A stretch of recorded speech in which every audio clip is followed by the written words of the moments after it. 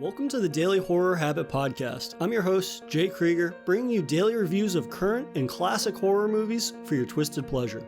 Be aware that these reviews and discussions may include spoilers. And as always, I hope you enjoy. The state of Florida has issued a Category 5 hurricane warning. All residents must evacuate immediately.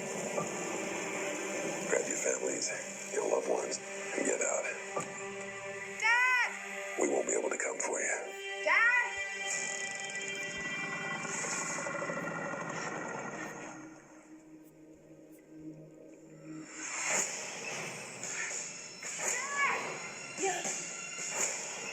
Oh, God.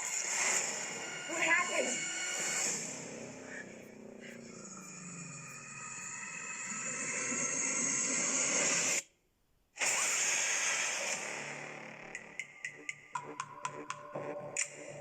Haley, are you hurt? I'm fine. Hello, can anybody hear me? I'm trapped with my father in our house in Coral Lake. Please send help. Haley! Wait, down here. Pete, you hear that? In less than an hour, we'll be underwater. Banging on the pipes blurs their senses. I can distract them for you. You got this!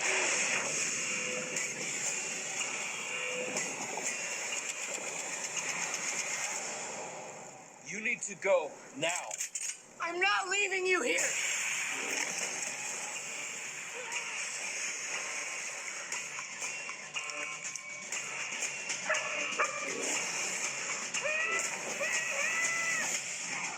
Today's discussion highlights director Alexander Aja's 2019 aquatic creature feature Crawl, which is currently streaming on Prime Video and Hulu, in which protagonist Haley searches for her missing father during the height of Florida's hurricane season. Though once she finds him at their old family home, the storm cuts them off from the outside world, and just as they begin to contend with the rising water level, a pack of hungry alligators make a house call. And joining me today to chat all things creature feature and gators is film writer Christian Valentin. You can follow him on Twitter at GenreFilmAddict and on Letterboxd at more_badass. Christian's one of my favorite film accounts to follow on both platforms, so be sure to check out his work. And without further ado, here's our conversation on Crawl. Christian, welcome to the show. Thanks, it's great to be here. Yeah, I'm excited to talk to you today. I don't watch a ton of creature features, so this is a fantastic opportunity to get to talk about one of 2019's bests, I think. Before we kind of get into the film Crawl, I'd like to ask you if you can remember the first profound horror film from your youth that made a good impression on you, for better or worse. It's funny, it's also a creature feature. I don't know if you probably even consider it a horror movie, it would be Jurassic Park. The first one, I was big into dinosaurs when I was a kid, and it was actually The Lost World, the first one I saw, because I was almost like 11 or 12 or whatever. And after that, the T-Rex, seeing it, I was having nightmares. And in our local video store, they had a big cardboard T-Rex advertisement for it. I could even look at the thing. so it would freak me out. so definitely Jurassic Park was the movie that really impacted me as a kid. And then I've grown to love horror. That feeling, but yeah, that movie really messed me up as a kid. I still loved it though. Yeah, I definitely consider that to have a lot of kind of just horror elements in it, especially like as a kid, right? I mean, it's kind of the perfect introduction to a lifelong love of horror, but also like creature feature specifically, right? Because I think at that age, what is the natural two kind of like creature feature focused movies that you'd see as a kid? It would probably be Jurassic Park or Jaws, right? So it's like either one of those two more than likely. Yeah. But yeah, I had a similar experience with Jaws in that I watched that from a very young age, like most people did, and then it would just, I mean, that one's a little more horror-centric overall, but I think it's definitely still very comparable, right? It's this idea that it's introducing this idea of like the creature and the creature that's hunting you, and as a little kid, like, it kind of makes you readjust the idea that like, well, yeah, humans are at the top of the food chain essentially, but in getting faced off against with this being or this entity, granted, it's more realistic you'd run into a shark than a dinosaur, but still, it's still the same kind of like primal fear. And they're both Spielberg movies too.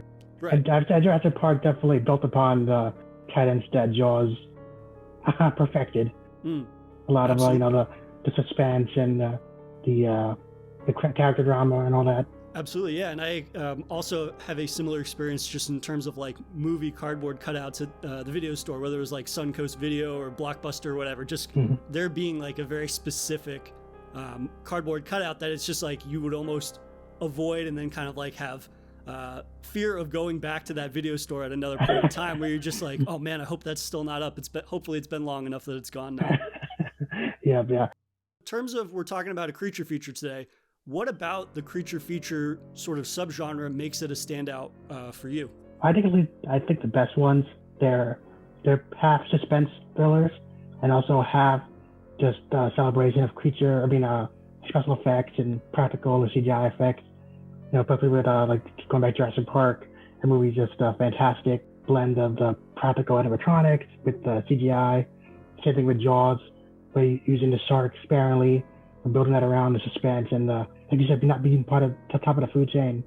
It definitely built upon that, the primal fear. Absolutely, yeah. That's probably what is the biggest standout to me, is just the blending of practical effects and then also obviously some CGI in there to kind of like punch it up a little bit. But they're really kind of, it taps into that visceral nature that really comes across. And I think that's what makes the practical effects obviously be a huge standout in really bringing that creature to life in a way that it might be normally in life, or maybe it isn't, but right. So I think that is definitely one of the elements that I personally really enjoy about it. But also in sort of starting out with Jaws, where it's a singular creature, and then all the advancements in practical and in CGI work, and seeing how that genre grows from a singular threat to multiple threats. And in between that, there's a lot of varying degrees of success, right? In terms of like whether they veer too far in terms of practical effects or if it's more CGI, and it's kind of this delicate balance that I think the genre we're kind of like inundated with creature features nowadays, to the point where it seems like it might be easier than it actually is to kind of capitalize on that in the way that's intended. Well, to get a bit of my head on myself with Crawl, that's actually where I felt it was pretty successful, in that if the gators are all CGI, they never really have a great sense of weight to them. You feel part of the world, and they don't feel, and you watch a sci-fi channel creature feature, and you can, that's just CGI is terrible. Man, then you think, oh, CGI creatures, they don't work. But Crawl proves that they can work really well.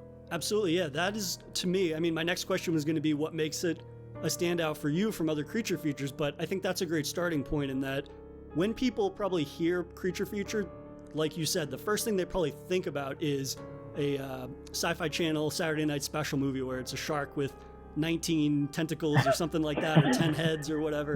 And they probably associate that with like really, really bad CGI.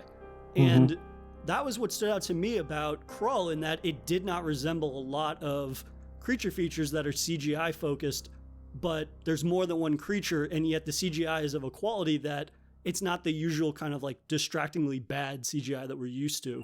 And it really makes a damning case for like people that say, oh, well, CGI is never as good as practical. But in this case, I think this is an example where you can use CGI in creature features and it be just as, if not more so, effective. I go back to Spielberg, go back to Jurassic Park, the T-Rex attack, we used the rain and nighttime to make the CGI look better. Crawl used those same techniques in terms of being in the crawl space, darkness, the shadow, being in the murky water. So that definitely helped this, any flaws in the CGI not be seen. It make it more grounded in the world.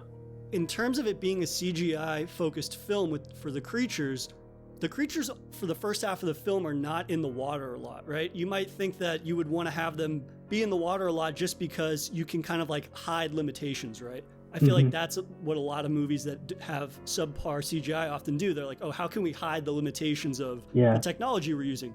But our introduction to the gators in the crawl space is that it literally falls down through the stairs and destroys the stairs, and then you kind of just see them in this tight, dark environment. But the way that we kind of are, the way that the crawl space is captured, it never feels like it's trying to hide anything. It never feels like it's shooting around limitations. We really occupy that space in a way that you never feel lost in it, and you never feel as if they're kind of like cutting angles to shoot around some sort of limitation.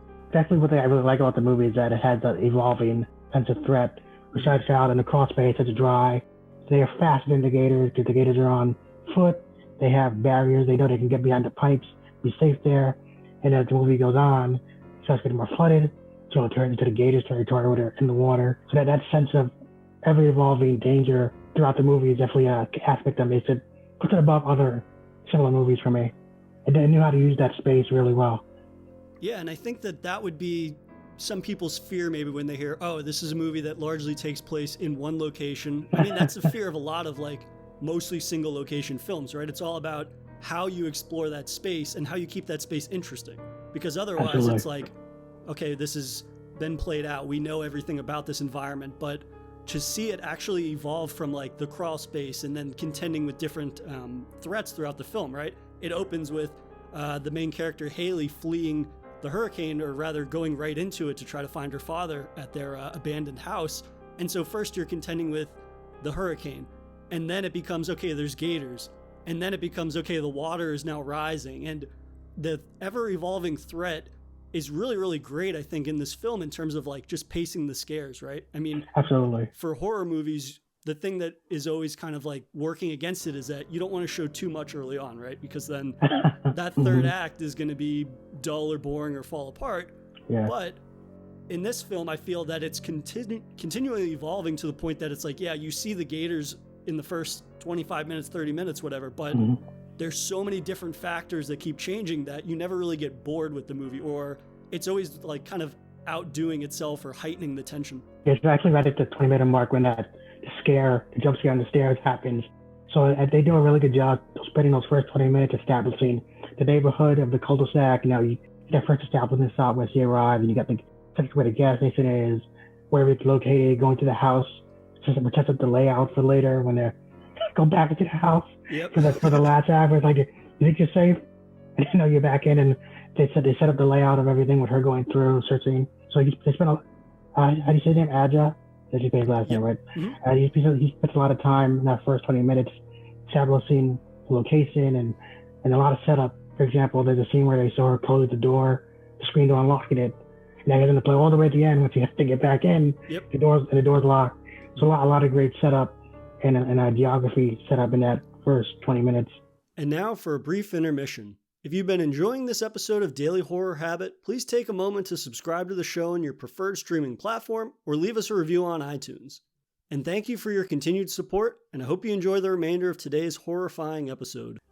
Something that I've come to appreciate about Crawl on the multiple rewatches I've had since the first time I saw it, creature features are not necessarily known for like their stories and their characters all the time. Obviously, there's exceptions that might have more to do just with the kind of like mass marketing or mass churning out of these types of movies a lot of the time. And originally I thought, well, the story in this movie is pretty lame. It's all about the creatures. But in revisiting it, I'm really impressed with, while the characters themselves might be cliched, like Haley and her father's relationship, it's like very strained and the family broke up, and this is kind of their getting to come back and potentially like heal the some of this family pulling apart.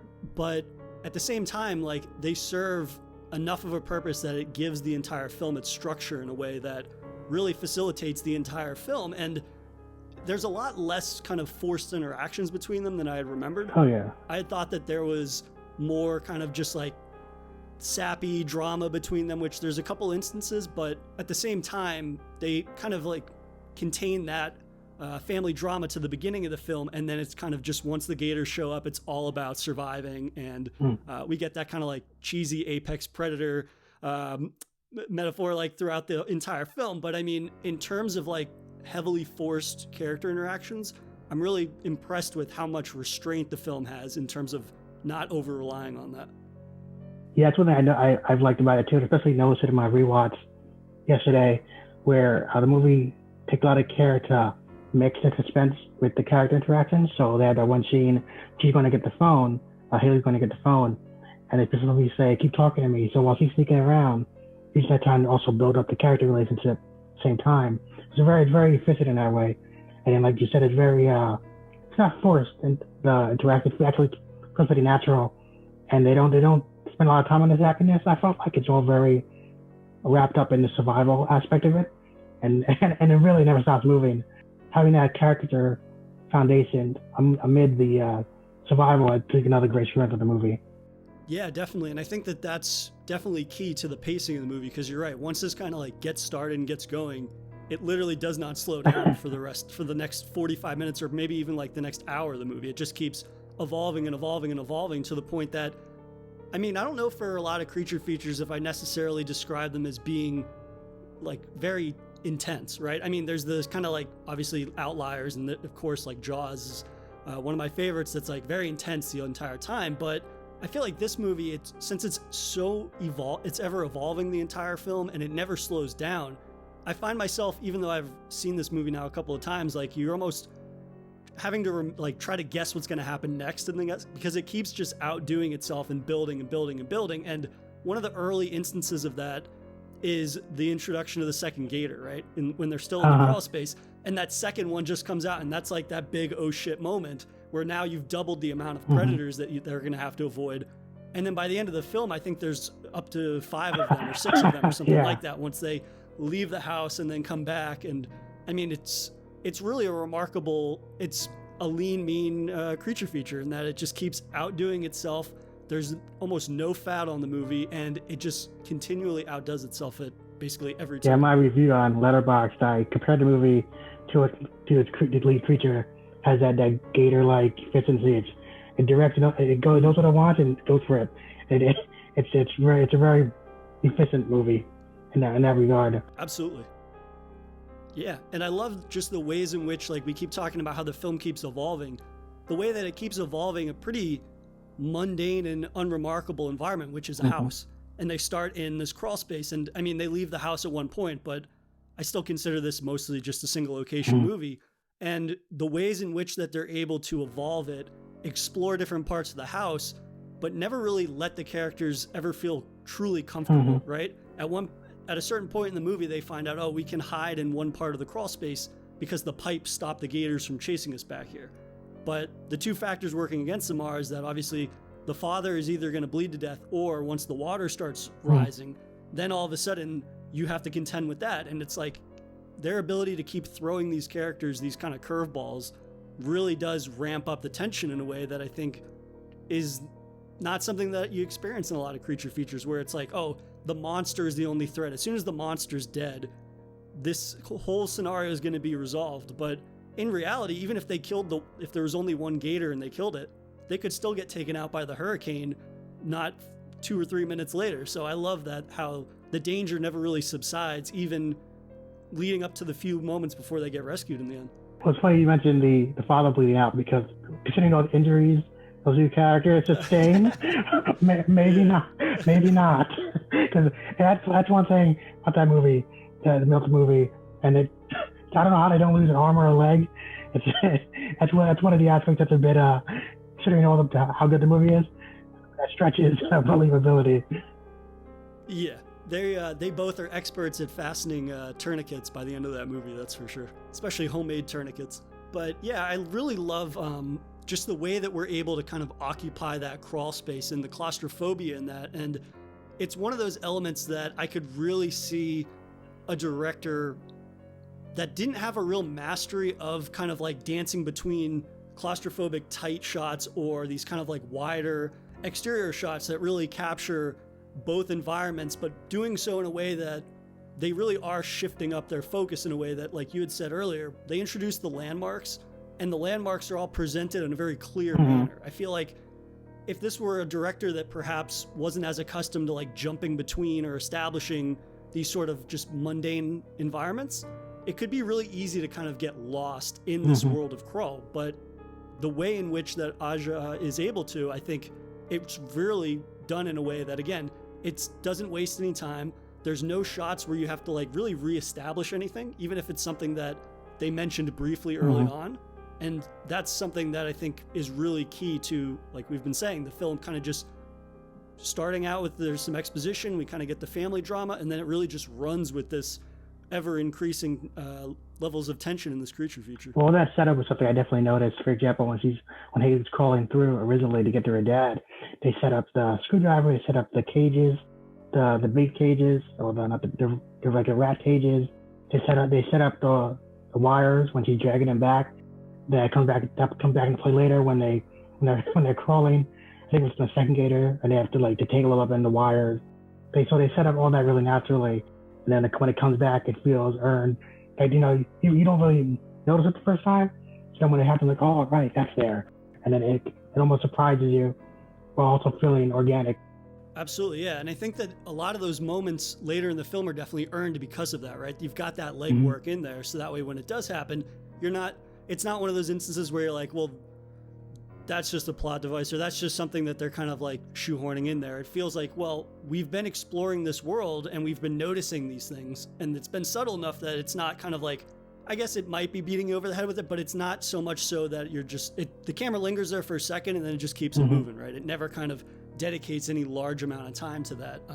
And yeah, those brief establishing shots, when you start to pile those up on top of one another, you really get that payoff in those moments where you're just like, you almost forget that you remember seeing it a minute ago, and then you're like, oh yeah, that's right, they've referenced that for a quick second, and then you're like, okay, now I can just, you barely stop to think about it, which helps with, again, things kind of just like jumping from plot beat to plot beat to plot beat. Well, even in the bigger moments, like near the end, when she finds a gator egg, you don't even get another movie that would have, oh, we found, now, oh, that's why they're doing this. It's, oh, we just instantly understand, oh, they were using this part of the house as a nest. That's why they don't have Haley have any dialogue. It's all understood. So there's definitely a strength of the movie, is that confidence in letting us understand what's going on and not having to rely on a lot of exposition. And there's same thing also with all the setup that it follows suit in that regard. There's I feel like there's an over-reliance on a lot of creature features to like make the creatures have some like motive for revenge or something that is almost like not supernatural, but it's kind of like it's a orchestrated like rivalry between the creature and the people, right? That was one of the things that I think is so great about Jaws, is that it's just an animal that's in its environment, right? It's not like, oh, the humans killed its babies and now wants revenge, or something corny orchestrated like that. It's more just about, these are two people that are coexisting in the same space, and one is actually the true resident of that space, whereas the other one is like the people are basically like the invaders, right? Because it's in their habitat. And in that regard, like, this kind of makes this a nature home invasion thriller sort of, or creature feature. This idea that like, hey man, we're occupying their space. That's the only reason for it. It's not, oh, they have to have revenge because we killed one of them or something corny like that.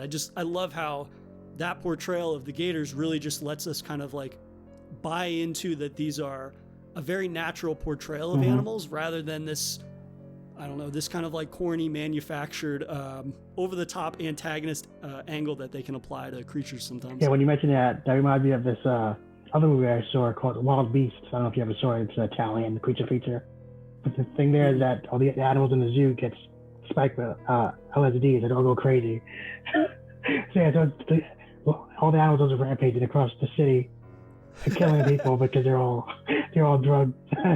So compared to that, this is very natural and makes a lot of sense.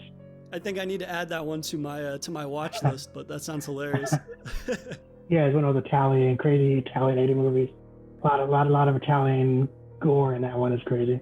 That sounds right up my alley. But in terms of Crawl's gators specifically, I mean, we talked about their CGI being above average. Are there any other elements of the gators, whether it be their presentation or just the utilization of them in Crawl, that makes them a standout from other creatures and other creature features? Well, being in the crawl space definitely works to their advantage. They really fill out that space. So, usually, for example, if you've seen the movie Rogue or Blackwater, which that also crocodile alligator movies, usually the people, they're in the trees or on a boat or whatever. Here, they're at the same level as the gator. We definitely see fully outmatched in that regard. And they fill out that crawl space with their size. And it's, we're very claustrophobic. And it definitely works in their favor of seeming larger than life. Yeah, that was something that I really had a better appreciation for, in terms of there not being a place for people to hide, right? I mean, if anytime I've watched Jaws or Rogue or whatever, I'm like, okay, but there's some wiggle room there. So then you start getting into these scenarios in your head where you're like, well, if I ran over this way instead of that, like, you have options in some of those films. But in this, it's like you're in a crawl space. There's nowhere that you can go. It really makes this creature that's already terrifying even more so. It's heightened, I feel, in a way that I don't know that a lot of creature features do. And again, it's just this beautiful marriage of a creature that you're familiar with in a rather mundane setting, but it's this ever-evolving location that really does amp up every single scene, in whether it be between the gators or the natural storm and whatnot. I think that it's really, really interesting, and how it just heightens everything, and it really takes certain scenarios that might be kind of like commonplace in some creature features,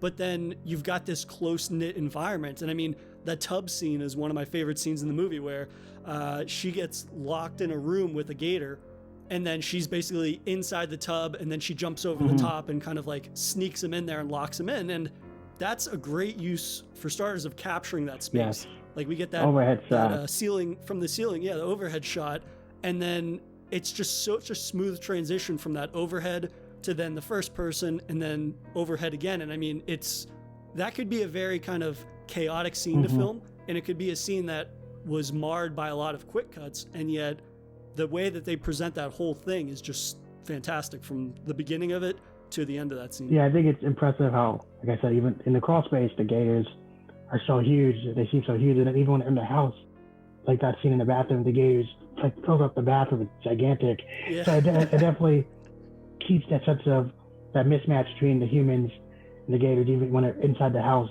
Yeah, and I think something that I'm really happy with this film in terms of the way that Aja takes a lot of the brutality from his other films. If it was something like High Tension or The Hills Have Eyes, I mean, I was already big fans of those movies, and so to go from that to a creature feature, I was like, I really hope that his kind of special brand of hyper nasty violence is able to translate in a way. And because again, my initial fear with it was going to be, okay, they're going to try to hide a lot of the limitations with, especially when the water starts rising, right? You're going to, oh, okay, well, it's going to grab somebody, pull them down. There'll be a big kind of like plume of blood, and then we won't see any kind of like nasty detail that we want in our creature features, right? And the ways in which they're able to really capitalize on his specific brand of violence and then applying it to a creature feature, whether it be the damage that the gators deal or whether it's the damage that people deal. I mean, it just has that kind of signature violence that he's so well renowned for, I think, within the horror genre. Have you seen his Piranha 3D movie? So I haven't seen that. I was going to try to fit this in before watching this, just to see like how much he had learned or evolved since that aquatic creature feature to this one. That movie, that movie is like the craziest gore fest. Like in the last, like, it's like something like Fulci would have liked. It's insane. It's mostly practical too with the effects. So it's ridiculous. I mean, it would have been cool if he had gone to that level of gore with this, but I feel he did a good job. I'd say selling the impact. Like for example, the big scene when the police come, and that one guy gets ripped to pieces. Like it's not overly gore, but it really sells the impact of the kill. That's like when I showed it in the theaters, the entire full packed house. That's the one everyone reacts to. Of course, the other one was when the dog survived. Everyone. Those are the two big moments where the whole theater went wild. This is my assumption, is that in Piranha, there's a lot more of the creatures, and there's probably a lot more like people, right? There's probably a lot of extras, or there's a much bigger cast size. And so that kind of like widespread carnage, seeing that applied though to a smaller scale, I think that is really impressive in terms of him being able to make each instance of violence. And there isn't a ton of it in, I guess, if you're comparing Piranha to this. not even close. Yeah, it's what it sounds like. I mean, so there's probably like 6 scenes of violence in Crawl, and I think that it's much more impressive at how drastically different each of those moments is. It's not kind of the same thing over and over. It's not somebody lost a leg, somebody lost a hand kind of thing. It's like, no, we're gonna jump around a lot in the types of violence that they show, and just the gnarly types of wounds that people get in this really makes this fresh in a way that a lot of creature features I find aren't necessarily always achieved. I do wish he did have the injuries have more impact on the plot. Yeah, that's one thing I liked about the movie, that they really capitalized on the resourcefulness of the two characters, especially Haley. They really sell her being quick thinking but the injuries really don't have much impact on her actual survival. That's one thing I actually pay off when she stabs the gator with the screwdriver. It's like, oh, they finally have an advantage. The blind on one side, you can't see, and then never comes back into play.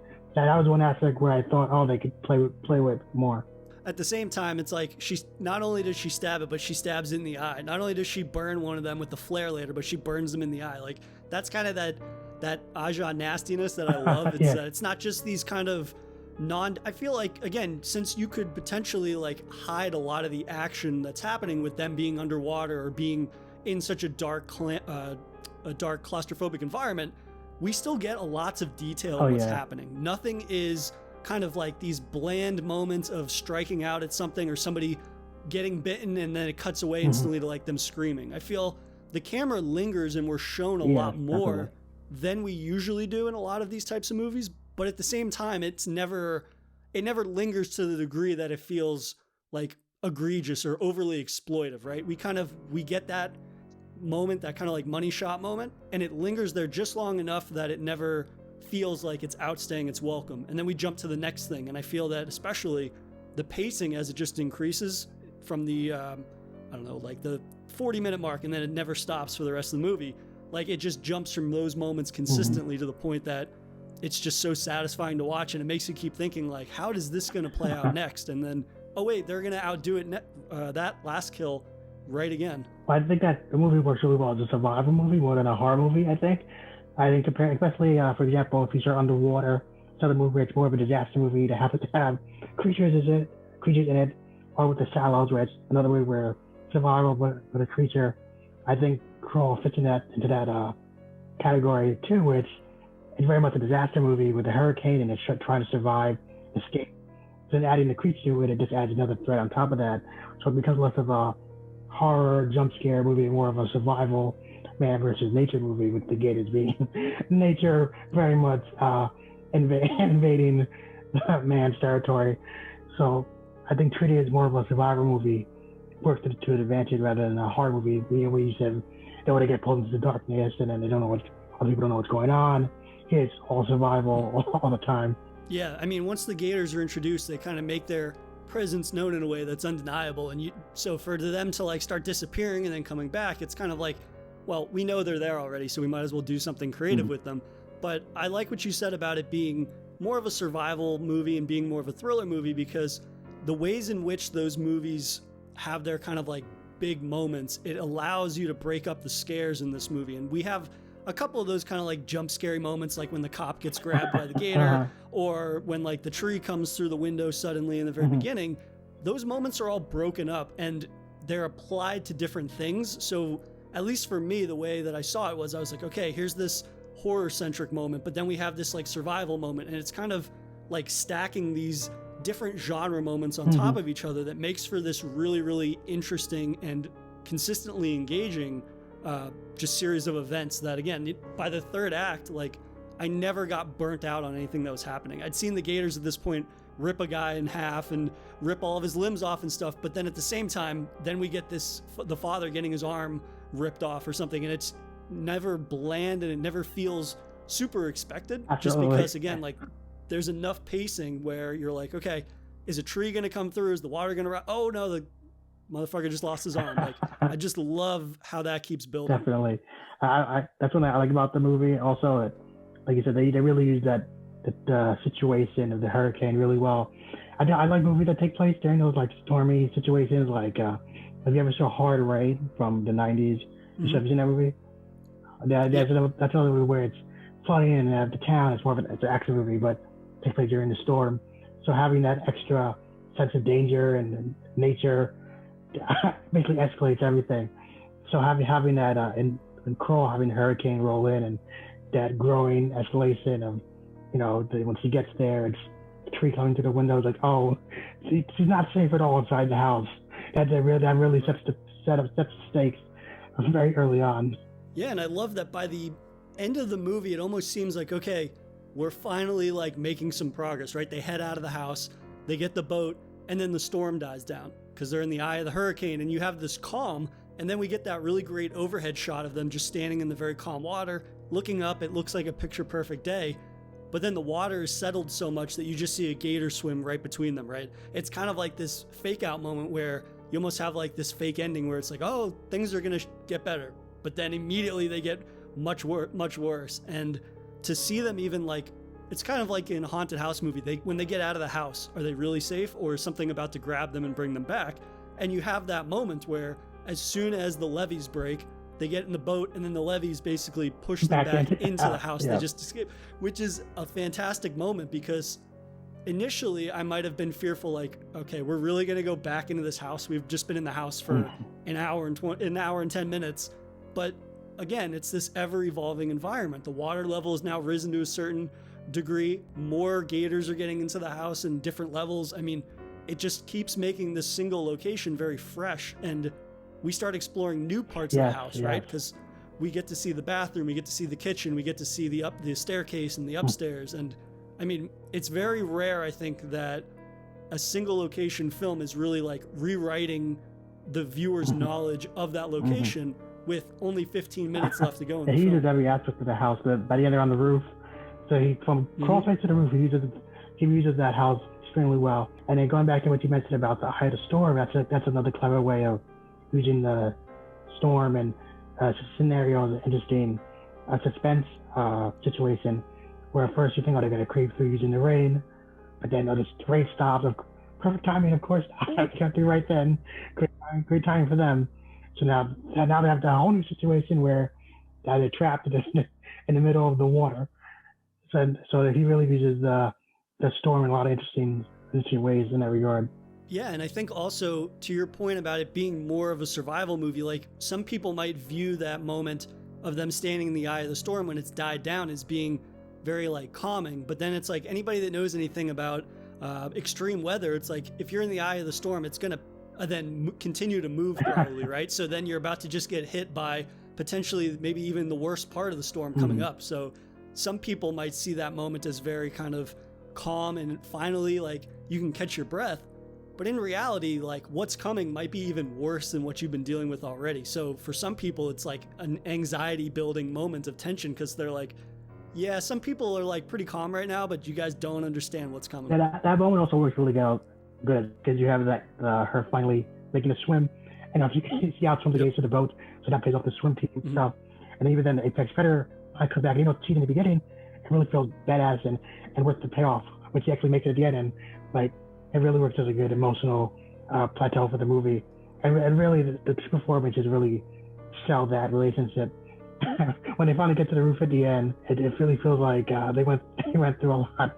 We finally feel like we can catch our breath by the end of the movie when they get saved. And yeah, I think that, again, that moment where she finally gets her Apex Predator moment, or Apex All Day moment, it's nice that because I could see there being them sprinkling that moment throughout the film if it was a filmmaker that had no restraint, right? They could have gotten so many little instances of that where to dumb it down to just one moment, or to restrict it to one moment like that, like you said, it really kind of brings that full circle, that emotional investment, so you get that kind of like awesome achievement unlocked moment, which again, if you sprinkle those little moments throughout the entire film, to have that be the kind of like last full circle moment, it just wouldn't have the same impact. And so I think it's smart to have that moment, and then things are just about to get exponentially worse in terms of like they come as close as they've probably come to dying. Well, I kind of like at the end when they finally rescued, they don't have any dialogue at the end, but they just lingers on the scene where they hold hands. So it's a really good wordless conclusion to their arc throughout the movie. So it's like I said, very, very, very efficient in that regard. Absolutely, yeah. And I think I forgot to mention, but one of my favorite scenes in the entire movie, and it's probably one of my favorite creature feature kills, is when she's in the drain pipe and she finds the dead cop's gun, and she grabs the gun, and then the gator latches onto it, and then she kind of just like unloads inside of this gator's mouth. I mean, that's such a brutal moment that, again, like one of the fears about creature features is like, well, if they have guns, then it's like, okay, the ball is back in the people's court.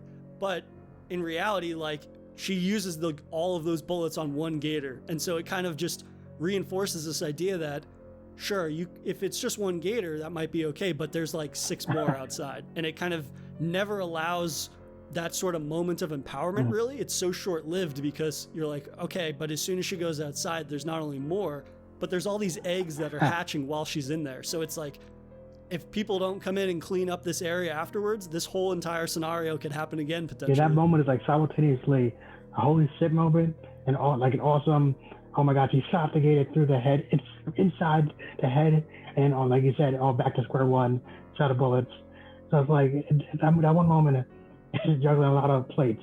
Again, it could have been very easy to try to have multiple moments where she's just like shooting at gators indiscriminately, but it's like, no, we're going to give people that want a moment like that this one really unforgettable moment and then move to the next type of scare, which almost becomes, again, survival horror, in that when she swims out into the body of water, she looks up and she sees like 3 of them swimming above, and it's almost this reverse Jaws moment where it's like the prey is looking up at the predator, but then of course the predator sees her and swims down and chases her and all that. So it's a really good juggling of different types of horror moments that, I mean, they just continuously do that throughout the film to a degree that it takes this creature feature and it reduces all of the maybe excess moments or kind of just excess fat that some of these movies tend to have, in a way that you're left with a bunch of little moments that are all remarkable for different reasons, rather than 3 or 4 moments amongst a bunch of kind of just bland, generic bits of action or terror or survival horror. Yeah, I think creature features definitely have that kind of formula you might expect. You know, you have the group getting together in the beginning, then, you know, here and there you have a few moments of attack, and then finally the creatures reveal, like even like Anaconda has that formula, the other, like Rogue and Blackwater had that formula. So this movie does not at all, but it definitely makes it stand out from so many others in the genre.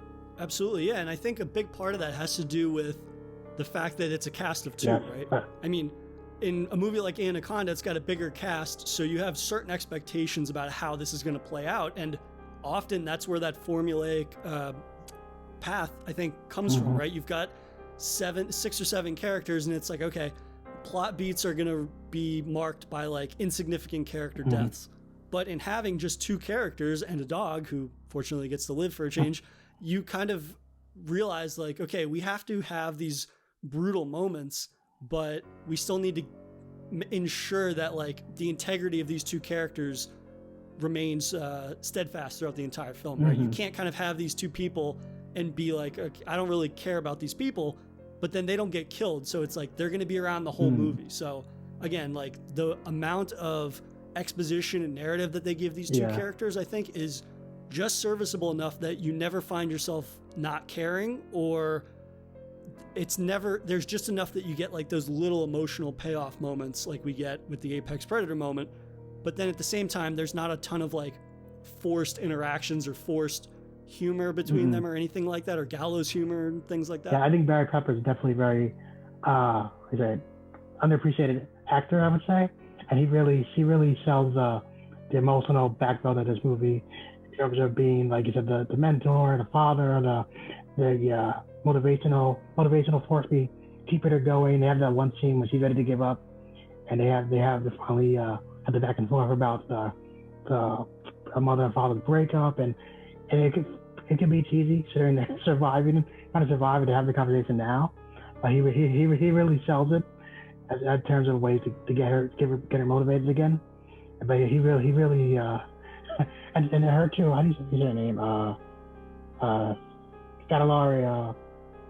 She really sells it too in terms of being a really resourceful badass in the movie. Yeah, and I think that it could be, again, like if it was a lesser writer, you could have a lot of just kind of like retreadings on the infighting between them, bringing up the past, taking shots at one another. But since so much of that is dealt with in the first 20 minutes of the movie, and then there's a couple of little sprinkling moments of that throughout, but it never kind of is these just retreadings on things. It feels as if every bit of dialogue is very purposeful. And I would love to read actually the screenplay for this, because I would love to see all the little bits of the action in there and how that sort of like coincides with the dialogue chunks in the movie, because this is a movie that I think does, again, keep referring to it as like lean and mean. There's almost no fat on this movie in a way that is noticeable, and that's always a pleasure seeing in whether it be creature features or any type of movie, right? It's so refreshing to see something that is so simplistic, but it's so successful at what it does, because it's clear. There's no extra fat on it, no bullshit, no kind of like getting in the way of what is enjoyable about this movie. And maybe that's specifically because it's a creature feature and there's so many released all the time, or maybe it's just like, hey, we get this fantastic director dabbling in creature feature again, and it gets a fantastic result. I always appreciate a movie that's very economical, and this movie is that in every regard. Going back to the cast, I just watched Saint Maud the other day, and it was funny seeing the actress Morfydd Clark popping up as the sister. I was like, oh, I didn't recognize her last time when I saw it, but having seen that Saint Maud recently, I instantly recognized her. That was a cool connection to what I did. I literally just watched Saint Maud the night before, and then today I was like, that woman looks familiar. And you only ever see her on like the smart screen phone, so I was like, why does she look so familiar? And then I looked it up and I was like, oh shit. Yeah, and kind of just in wrapping up, are there any other moments or elements of Crawl that really stand out to you amongst the rest of the creature feature genre? I think over a lot of it in terms of being the claustrophobic space, the gators being on a much higher plane, there being a mismatched battle between the humans and the gators. But I definitely, like I said, it's very economical. And in terms of, that's something I appreciate in a lot of movies. And so being wrapped up in a disaster movie, the creature feature movie, I like to call movies like that like Clockwork, Kenton, where they're constantly building on each other and interweaving different scenarios. And this movie excels at that perfectly. And like I said, it uses the house, the single location, so well. And even it doesn't the crawl space, evolving that space from being dry to being flooded, and that changing the threat of the gators from lumbering to being swimming to the water, which changes the whole scenario. And then it's just a really complete package of a movie. And then by the end, Crawl 2, helicopter's gonna crash. you can set that up for a sequel. Well, that's a great point that you make, in that the gators become more dangerous the longer the movie goes on. And that's very rarely the case in a lot of, whether it be creature features or just horror in general, right? Because for a lot of horror movies, it's like the longer the film goes on, the more the protagonists or the survivors know how to deal with this threat. They begin to learn this threat more than the threat actually probably knows about them.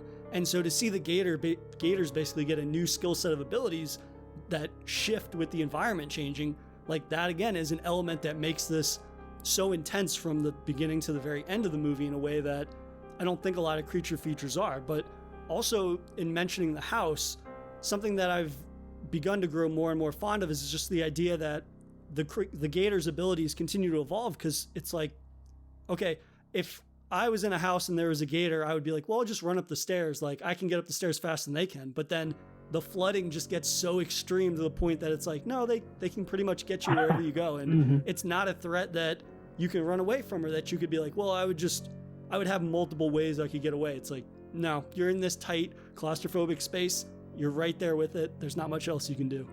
Yeah, it definitely sets it apart. Even from a movie like The Shallows, where she's similar, it's claustrophobic, trapped on the rock, but the story doesn't really evolve, neither the scenario. Yep. So that really sets it apart from even recent movies in that regard. Yeah, I think the one thing that we've definitely established in chatting is that like creature features need to pay just as much attention to their setting as they do whatever type of creature or foe the people are up against, because really the creature can only do so much to a certain extent. And it's like having this, whether it's an ever-evolving environment or just an environment that is unique in favor of the creature, I think really goes a long way in just prolonging and ensuring that it's a film that never kind of like hits its peak too early, or kind of just presents a scenario where after a certain extent you're just like, okay, I'm kind of like getting tired with this premise. Yeah, and not even just horror. I watch a lot of martial arts movies, and once you see a few hundred of those, it's like you can only do so many different styles, but the way those movies stay fresh is different scenarios, different environments, using different places as arenas that allow for different combat scenarios.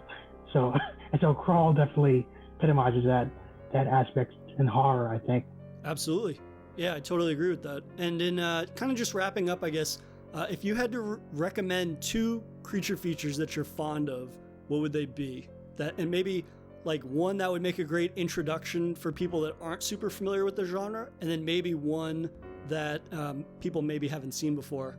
Definitely The Grey is one I really appreciate, because similar to this movie, it's survivor movie. But also you have the creature aspect of the wolves attacking, and it really balances those out really well in terms of this being this really bleak, overwhelming survival experience. And in terms of one that's maybe lesser known, I'll go back to the one I mentioned before with Wild Beasts, where it's 80s Italian kind of gore fest, but the creatures, the animals in the zoo are let out into the city. So you have all these crazy scenarios, like I mentioned, a woman in a car being chased by a cheetah, swarms of rats attacking cars, elephants crushing people. It's really ridiculous, but it doesn't really. It goes all out in that aspect. And I would say another one. Have you seen the movie Roar?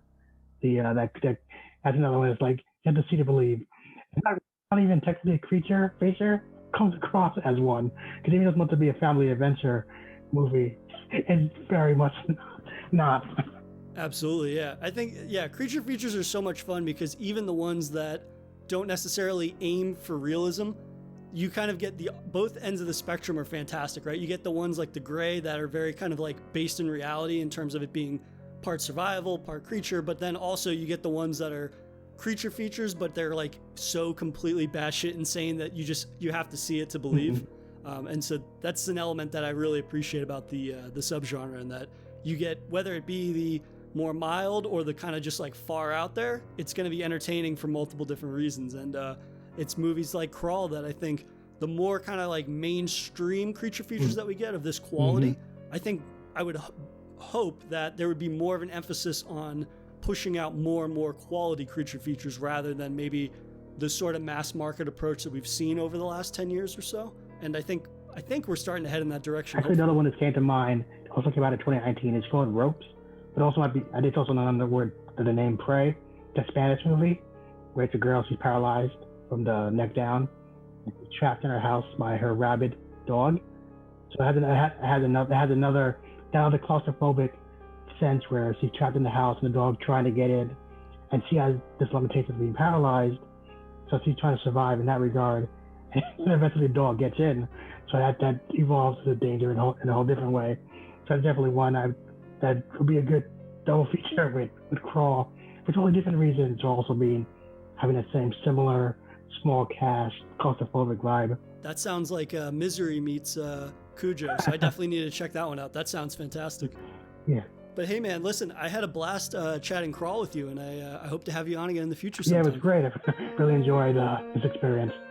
If you enjoyed this episode, please subscribe to Daily Horror Habit on your preferred streaming service, and follow the show on Instagram at Daily Horror Habit and on Twitter at Daily Horror Pod for episode updates. Thanks again for listening, and I'll see you guys next time.